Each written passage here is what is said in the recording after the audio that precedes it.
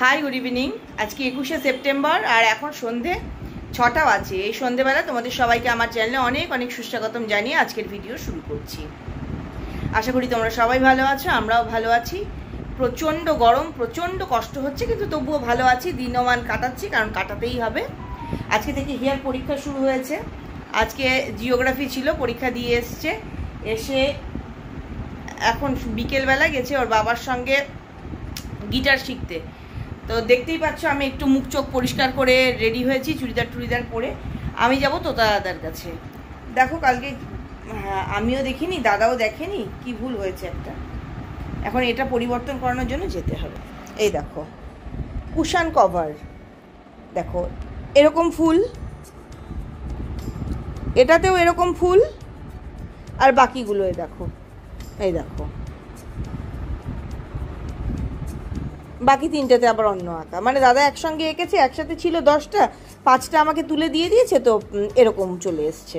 এখন এগুলো গিয়ে কোনো একটা রকমের ডিজাইন নিয়ে আসতে হবে। আর আগের দিনেরগুলো এই যে দাদা বারবার বলছে মল্লিকা একটা এনে দেখাও না কেমন হচ্ছে, তাই এটা নিয়ে যাই, নিয়ে গিয়ে দেখাই দাদাকে যে কেমন হচ্ছে। আর সুতোও লাগবে, একটা ব্যাগ পেয়েছি, ব্যাগটায় ভরে নিই। খুব কষ্ট হচ্ছে গরমে, খুব।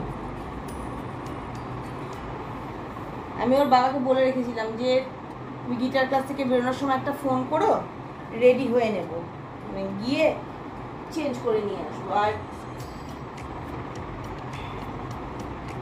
একটা দুটো এই তুত কালারটা আনতে হবে, এটা একদম কম আছে, আর এই রংটা না লালের মধ্যে ভালো লাগছে, এটাও আনবো।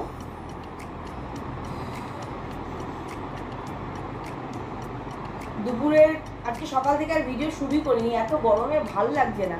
তারপর সকাল থেকে খুব তাড়াহুড়ো করে কাজকর্ম করছিলাম। এই কাজটা আগে সারি, তারপর বকবক করি। সকাল থেকে না জানালাটা খুলি না, এসির ঠান্ডাটা থাকে ওই জন্য খুলি না। যেমনি সূর্য ডোবে তখন জানালাগুলো খুলে দিই সব, ঘরের গরমটা বেরিয়ে যাবে। সকাল থেকে কিচ্ছু ভিডিও করিনি, গরম গরম করে। আজকে হিয়ার ছুটি হয়েছে 12:15টায়। আমি ভেবেছি আমাকে আনতে যেতে হবে, কেননা ওর বাবা সকালবেলায় স্কুটার নিয়ে স্কুটার সার্ভিসিংয়ে চলে গেছে। স্কুটারটা একটু ডিস্টার্ব দিচ্ছিল, আর স্কুটারটা দেখে না এই এখন ওরা বেরোচ্ছে দেখে মনটা খারাপ হলো। আজকে ওয়ার্কশপে কোথাও খোঁচা লাগিয়েছে, ওরাই যারা সারিয়েছে তারাই কোথাও লাগিয়েছে একটা জায়গায়, না পুরো ঘষে গেছে। খুব যত্ন করি তো আমরা জিনিসের, কিছু ত্রুটি হলে না খুব খারাপ লাগে। তো যাই হোক, সকালবেলায় রান্না করেছিলাম চিকেন, আমাদের জন্য ধনেপাতা দিয়ে চিকেন, মানে ধনিয়া চিকেন না, এমনি চিকেন রান্না করে ধনেপাতা দিয়েছি। আর আলু পোস্ত, তেলের মধ্যে একবারে মশলা দিয়ে মুগ ডাল ভেজে একটা করি, সেই মুগ ডাল, বেগুন ভাজা আর মূলো শাক ভাজা। তো ওবেলা, আর ওর বাবা বাইরে থেকে আসবার সময় লাচ্ছার প্যাকেট নিয়ে এসছে, তো আমি আর মেয়ে দুটো করে লাচ্ছা খেয়েছি, দুটো লাচ্ছা ওর বাবা খাবে রাত্রে। আর আরেকটা জিনিস কি যেন বলতে গেলাম, আর ইয়ে করেছি,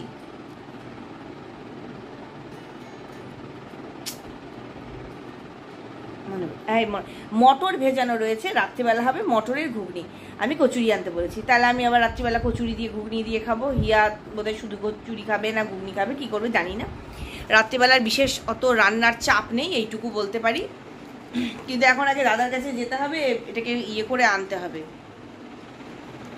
ভিডিও শুরু করব কি করব না ভাবতে ভাবতে যে না শুরু করি একটুখানি।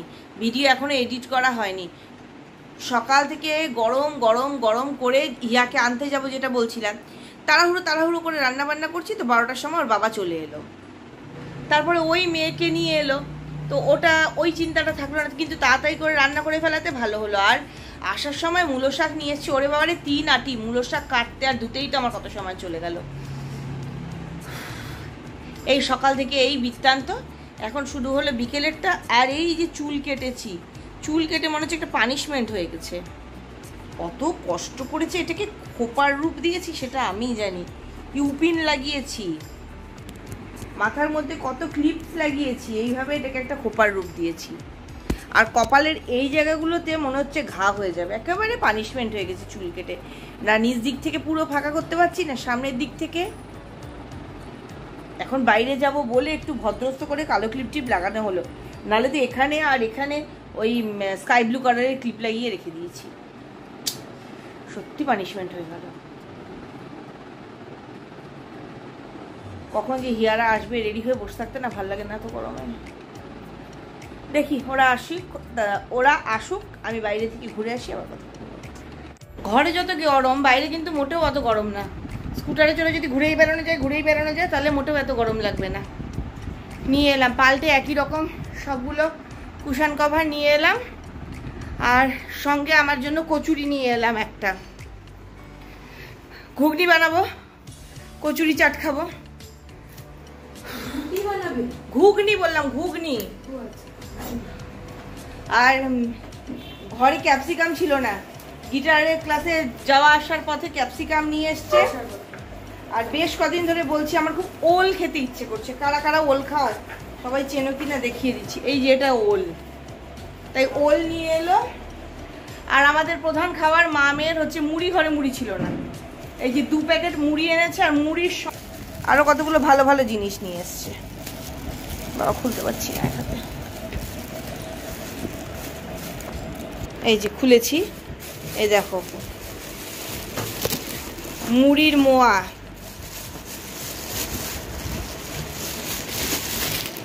চিড়ের মোয়া। এগুলোর প্রতি আমার অতটা আকর্ষণ নেই, আমি ভালোবাসি হচ্ছে এবারে খুলছি না দেখাচ্ছি খালি। এই যে চিড়ে, কি তিলের নাড়ু, এটা খেতে আমি খুব ভালোবাসি। আর একটা জিনিস দেখাই, তোমরাও দেখে অবাক হবে। এই যে কচুরি কিনেছি, কচুরির সাইজ দেখলে বিশ্বাস করবে না যে এটা 7 টাকা দামের কচুরি। প্রথমত ওই দোকানটায় এখনো 7 টাকা দামের কচুরি পাওয়া যায়, আর টেস্ট হেভি টেস্ট, দারুণ খেতে, সাইজও বড়। তার সঙ্গে দেখো, এই দেখো জিলিপি, দাঁড়াও বের করি। কচুরি ভেতরে, কচুরি গায়ে মিষ্টি লেগে যাবে তাই। এই যে 3 টাকার জিলিপি, ভাবতে পারো 3 টাকার জিলিপি দিয়েছে, অন্য দোকান দেবেই না। এটার ভেতরে এটা গায়ে কচুরি জিলিপি লেগে গেল, লাগুক কি আমার কোনো ব্যাপার না। কি নিবি? জিলিপি নে, আমি ওটা ধরে চাইবো। নে একটা নিলে নিয়ে নে, ভালো না? এরকম অল্প জিলিপি দেয় না জন্য আমি জিলিপি নিয়ে খেতে পারি না। কিনতে গেলেই বলে 10 টাকা নিন, 20 টাকা নিন, আর অনেকগুলো দিয়ে দেয়। আজকে 10 টাকার একটা কয়েন দিয়েছি, ফেরত দিতে হবে 3 টাকা, বলছে 3 টাকার জিলিপি দিয়ে দিই। এমন মনে আমার ভালোই, বাবা দিয়ে দাও। তাও দেখে 2টো দিল। একটা 1.5 টাকা। একটা 1.5 টাকা পিস দেবে না এমনি।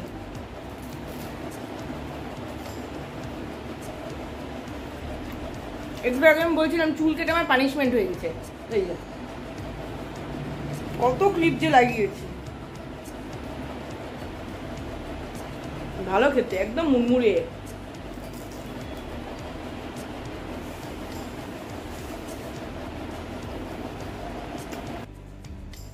আমি অত চেষ্টা করে করে সেলাইগুলো সব রং মিলিয়ে মিলিয়ে করছি। দেখাই, এই যে একটা পাতার পাশে আরেকটা পাতা ম্যাচিং কালার করতে হবে ভেবে আমি ওরকম করে করছি, যার জন্য আমাকে বারবার বারবার করে ফ্রেম খুলতে হচ্ছে। আর এখন দাদা আমাকে বলে দিল কোনো ওরকম ম্যাচিং এর দরকার নেই, যেখানে গিয়ে সুতো শেষ হয়ে যাবে বলতে গেলে সেখানে ছেড়ে দিয়ে আবার পরেরটা যে কোনো রং ম্যাচ করার চেষ্টা করতে হবে না, তাহলে একটু আমার তাড়াতাড়ি হবে। এখন খানিকক্ষণ সেলাই করি, পরে আবার কথা বলবো। রাত 10:45 বাজে, ইয়াকে রাতের খাবার দিয়ে দিয়েছি। কি হচ্ছে? নুন নেই? দিয়েছি হচ্ছে এই যে ঘুগনি বানিয়েছি, ঘুগনি, একটা মাংসের আলু দিয়েছিলাম, আর ভাত।